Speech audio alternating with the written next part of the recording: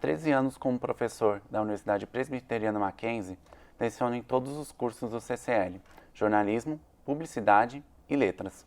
Dedica-se ao marketing relacionado ao campo da comunicação e também dá aulas na Faculdade das Américas.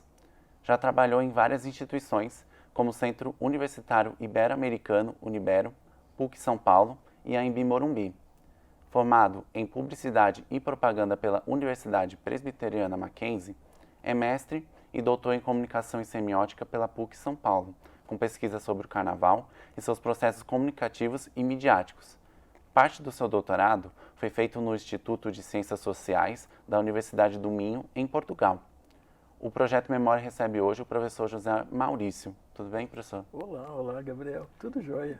Então, para começar, eu queria saber sobre como você decidiu ser professor. Bom, acho que como várias histórias, né, isso remete a questões familiares. Eu venho de uma família onde existem muitos professores. Minha mãe era professora. E por conviver, né, desde a infância, vendo ela planejando aulas e coisas do tipo, não é que eu já desde cedo quisesse ser professor, mas eu sou de Minas, vim para São Paulo para estudar, queria buscar cursos na área da comunicação.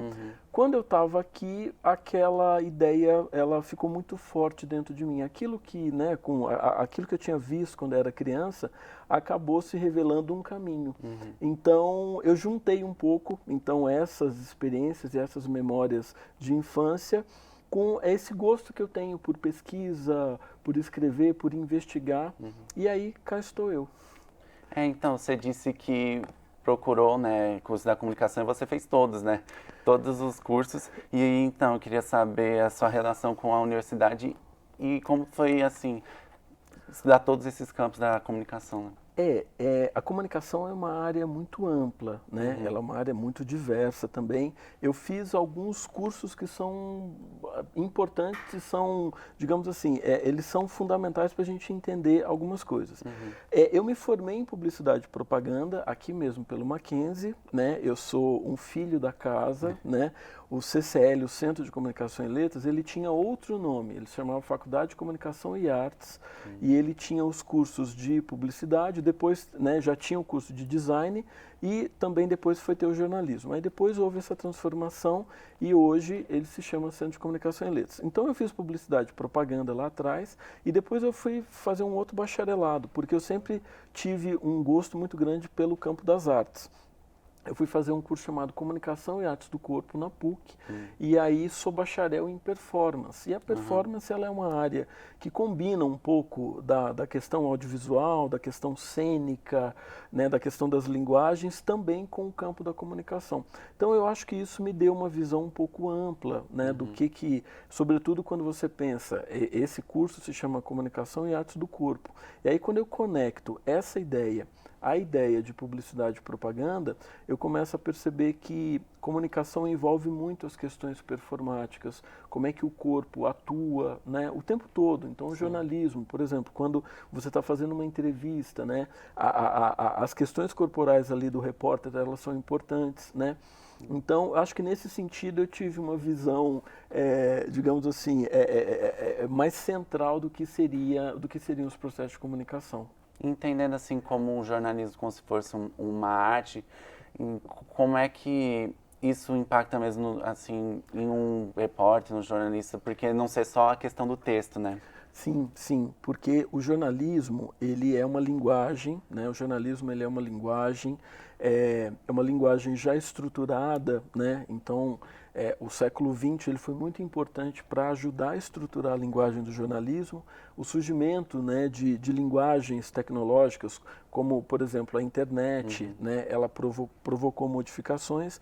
Mas o jornalista, ele não é apenas um leitor né, uma pessoa que necessariamente vê o que está acontecendo na sociedade, escreve um texto e repete aquilo, né? Ele precisa ter ele precisa pensar o processo de comunicação, como é que ele está falando sobre o que está acontecendo no mundo. Então, nesse sentido, o jornalista ele é um pouco performer também. Ele precisa entender um pouco de como é que ele lida com o público, né?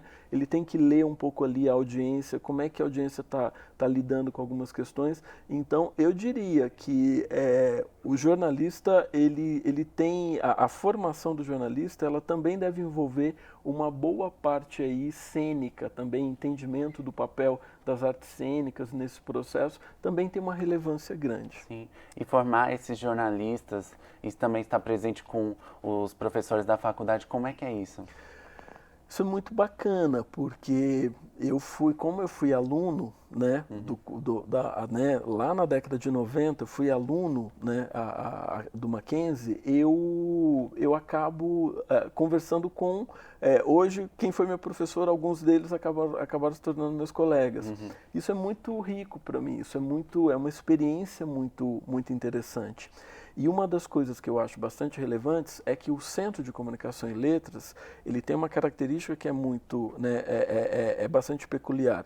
Ele tem o curso de jornalismo, ele tem o curso de publicidade e propaganda e ele também tem o curso de letras, que né, é um curso ligado à área da educação, mas a gente está partindo do princípio de que letras também lida com linguagens. E para pensar a comunicação, eu preciso entender de linguagens. Então, essa conexão de cursos, ela traz aqui para o CCL, ela traz para o Centro de Comunicação e Letras, uma experiência de convivência muito bacana. Então, quando eu estou convivendo com professores de áreas tão distintas, é um processo de formação constante. O tempo todo a gente está pensando a comunicação.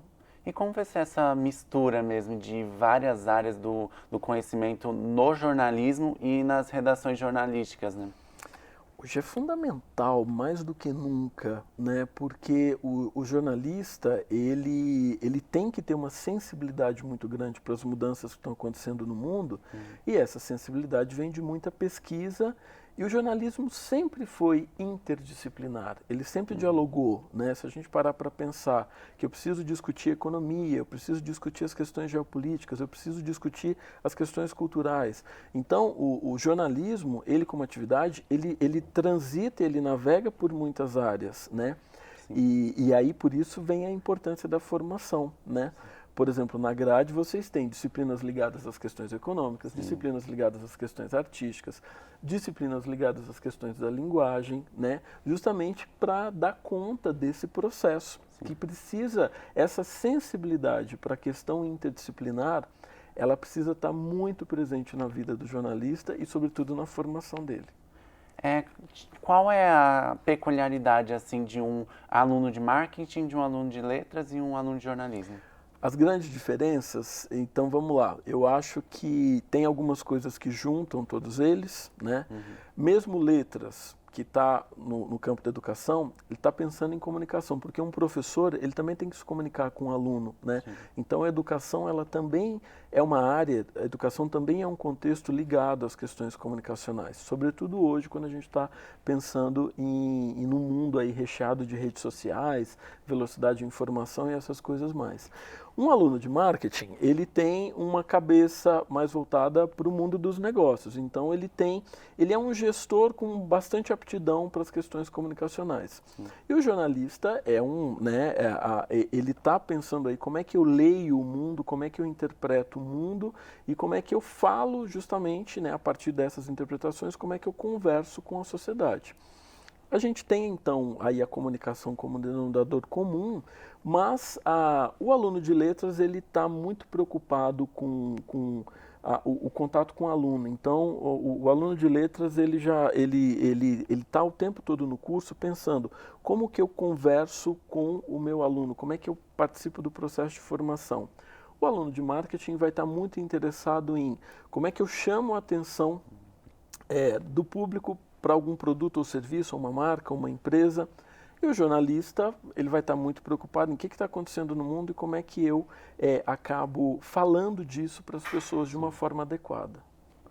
E isso une, né, a questão de todos os atuações do CCL, né? Sim.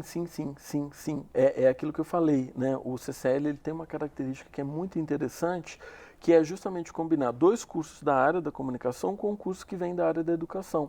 Mas a linguagem está presente ali como um denominador comum, né? São 3 cursos que têm que entender o papel das linguagens no processo de comunicação e como a linguagem hoje é importante, porque se a gente parar para pensar,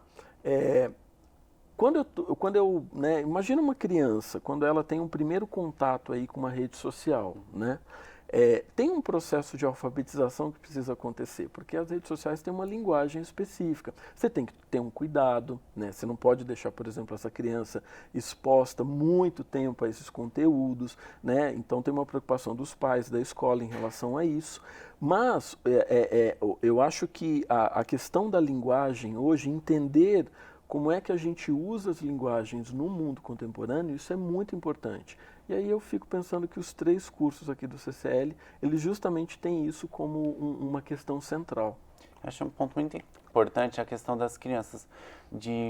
Então, como é que essa questão do ambiente digital, assim, para deixar que às vezes as crianças propriamente as próprias babás, né, o ambiente digital, e como é que é cuidar isso e também mudar essa parte dos pais, né? Pensar isso, né, hoje, isso é uma coisa super importante, porque cada vez mais a gente está tentado a usar redes sociais e a pensar né, a presença das redes sociais nas nossas vidas. Eu fico imaginando, para famílias mais jovens, né, as redes sociais elas estão muito presentes e aí às vezes talvez seja mais simples eu colocar um tablet ou um smartphone na mão da criança e ela pode se distrair, também se divertir, vira uma espécie de brinquedo. A gente tem que tomar alguns cuidados, porque as redes sociais elas são importantes, elas fazem parte do nosso tempo, mas elas também tomam muito nosso tempo, né? E o tipo de informação que é veiculado ali na rede social é uma informação que é menor, né? Uma informação mais rápida. E a gente tem que tomar um certo cuidado, porque a gente não pode tomar essa informação mais rápida como uma representação realmente daquilo que está acontecendo, né? Muitas vezes não é uma representação adequada, ela é só uma pista, ela é né, um pedacinho daquilo.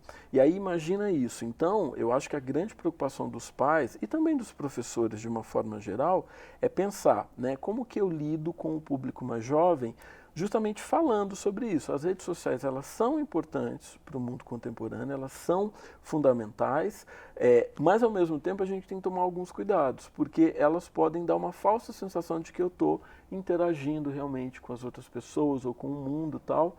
E aí, no caso das crianças e da educação dentro da família, isso é muito importante, isso precisa ter uma atenção redobrada.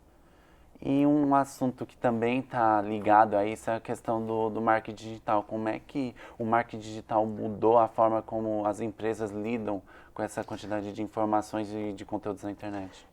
Isso é muito interessante porque hoje, né, nos anos 80, nos anos 90, quando a televisão era o principal meio de divulgação de marcas em empresas, né, e os seus produtos e seus serviços, eu tinha um determinado comportamento, né, em relação à TV. Como é que eu consumia aquilo? A gente não tinha era da mobilidade, não tinha mobilidade, então eu tinha que ir a um determinado lugar, geralmente era a sala de estar da casa, para ligar a televisão e eu via um conteúdo, podia ser um filme, uma novela, e no intervalo eu entrava em contato ali com algumas coisas. O marketing digital, ele parte do princípio de que hoje a gente está numa era de grande mobilidade no sentido de que eu ando com um smartphone no bolso, um celular que está conectado ao mundo, então eu posso estar em muitos lugares ao mesmo tempo, porque eu posso estar aqui e conectado em um perfil de uma rede social que está falando de alguma coisa que está acontecendo em outro lugar.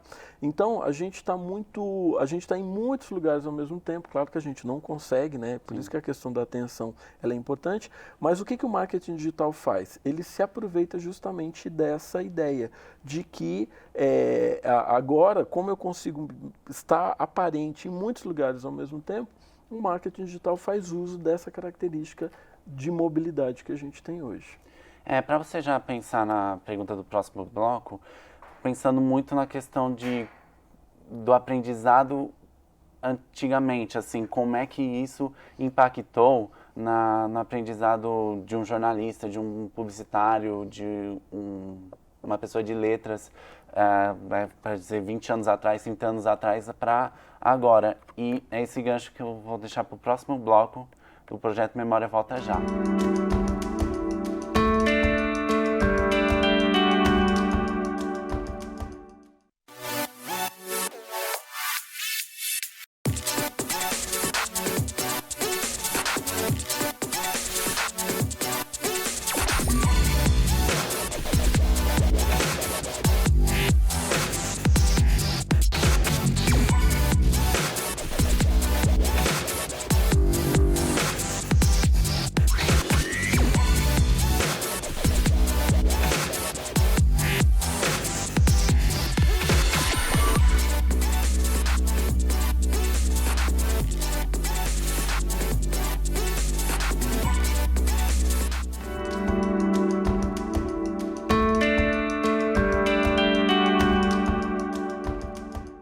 O projeto Memória está de volta. Ao meu lado, José Maurício, professor nos cursos de jornalismo, publicidade e letras da Universidade Presbiteriana Mackenzie.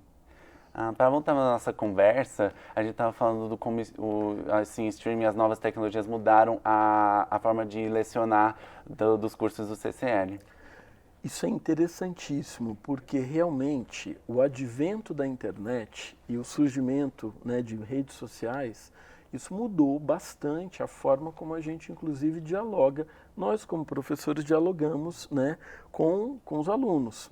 É claro, eu já comecei a dar aula, né, já existiam redes sociais, mas o que eu acabei acompanhando foi um processo de crescimento, inclusive, de uma complexidade cada vez maior desse cenário.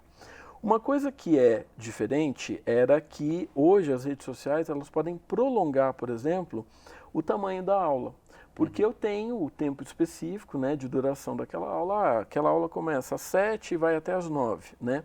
Mas eu posso, por exemplo, criar um grupo de WhatsApp, eu posso criar um determinado perfil em alguma rede social que possa servir de apoio ou de complemento para aquele determinado tema que a gente esteja discutindo ali naquela sala em específico. Então, o que eu creio que existe de grande diferença há 20 anos, quando você não tinha necessariamente esse cenário das redes sociais, para hoje? O que a gente não tinha era justamente essa possibilidade de prolongamento e de continuar a conversa. Porque eu mesmo, por exemplo, eu mantenho grupos de WhatsApp com todas as turmas, tal, e o que eu percebo é que muitas vezes um determinado assunto a gente comentou sobre esse assunto em sala de aula, mas de repente eu recebo algumas mensagens.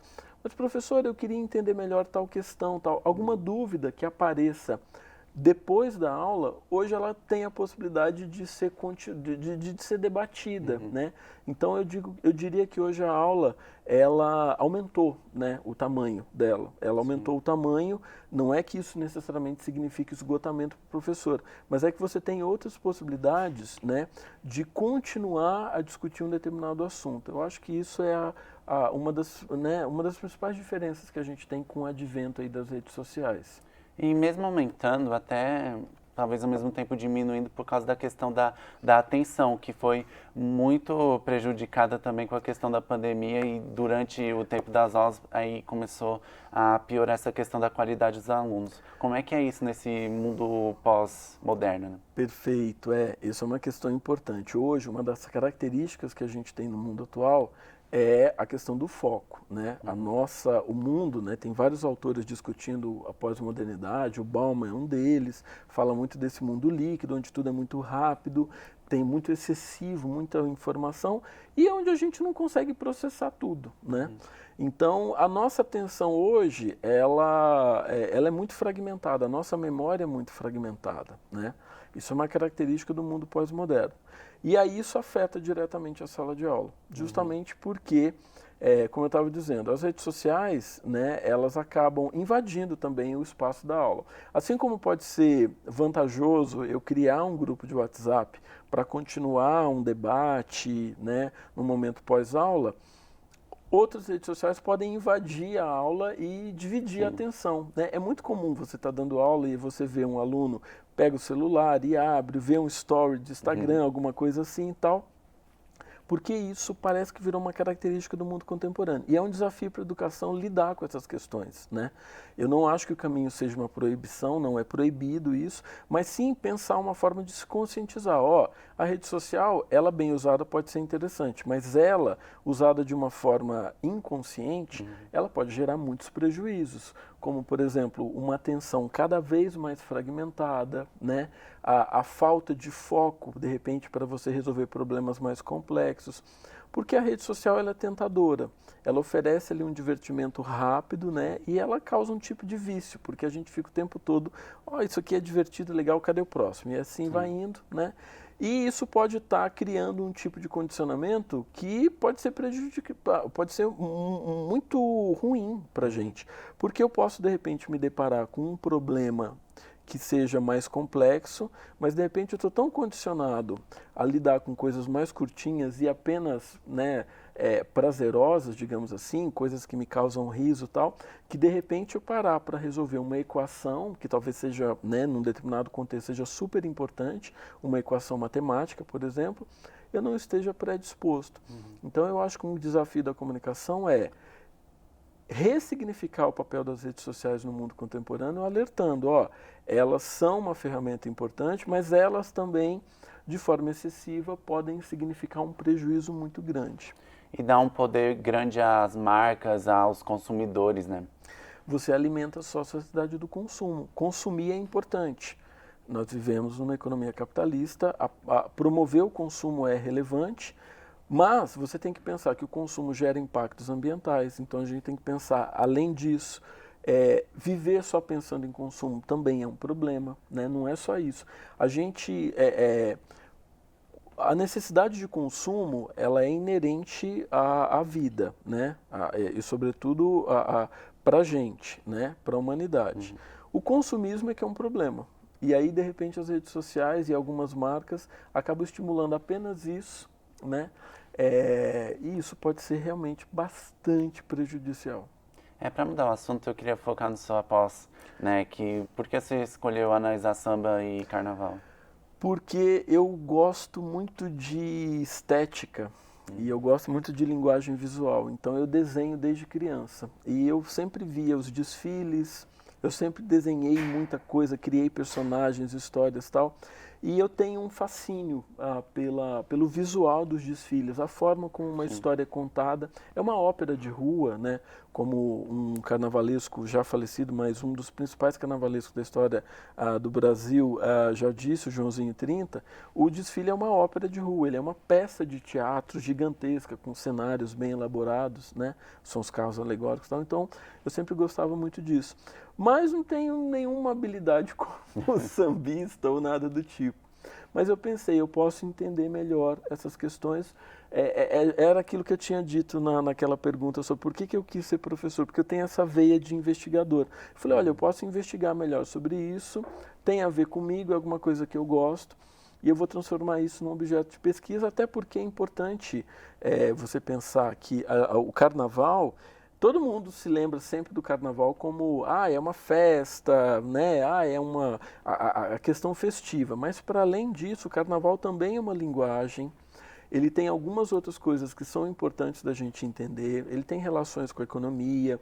Ele tem uma série de relações que são bastante relevantes também, que às vezes não ficam tão aparentes assim. A gente só fica muitas vezes preso a esse aspecto mais festivo, né, que ele tem.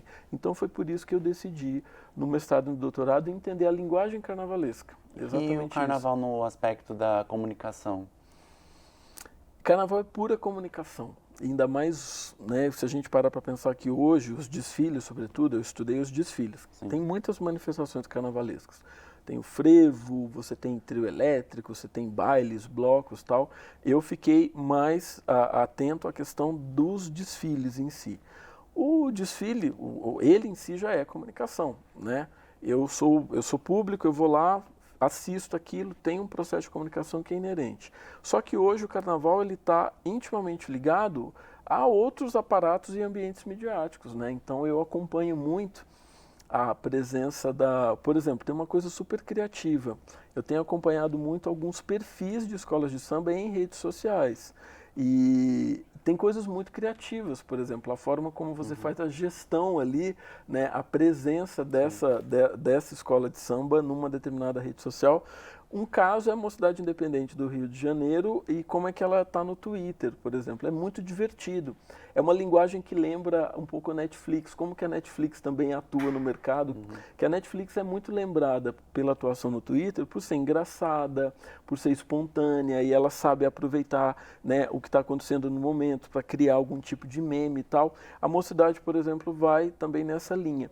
Então, você tem uma relação muito grande. Além do desfile ser pura comunicação, você tem hoje as escolas de samba muito ligadas às redes sociais, ao mundo da comunicação. A transmissão televisiva acaba enfatizando muito isso, né?